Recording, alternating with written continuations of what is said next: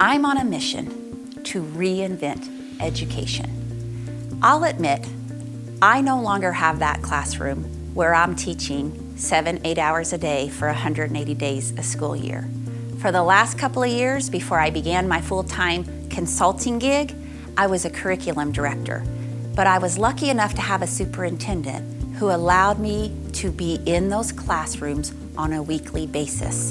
Because you see, I never want to lose the pulse of what it feels like at that classroom level.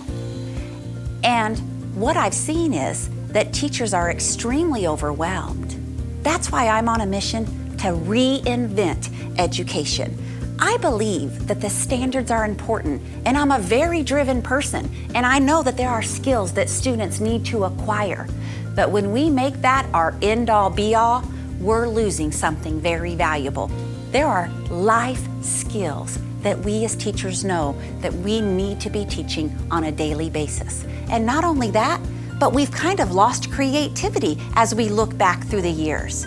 I remember there used to be kitchens, like little toy kitchens in kindergarten classrooms. And we fostered this idea of creative play at every grade. We're leaving the information age. We're entering the conceptual age, the high concept, high touch. This creative piece, which was kind of woo-woo-y back in the day, you know, goodness gracious, that you're artsy or you have a creative flair to you. That's not always been honored in our classrooms. And what we now know is that we now have to incorporate that creativity piece back into the classroom. Think about Google. Google has this figured out. They require 20% of their employees' work week to be spent researching, exploring, investigating something that is completely unrelated to their job. It's mandatory, so that's like 1 day a week. And what they have found is that 80% of their best ideas come from that 20% of time they give their employees to be creative. Genius Hour is kind of like what Google is doing. It's giving students space within the curriculum, within the school week, to research, explore, and investigate things that are interesting to them.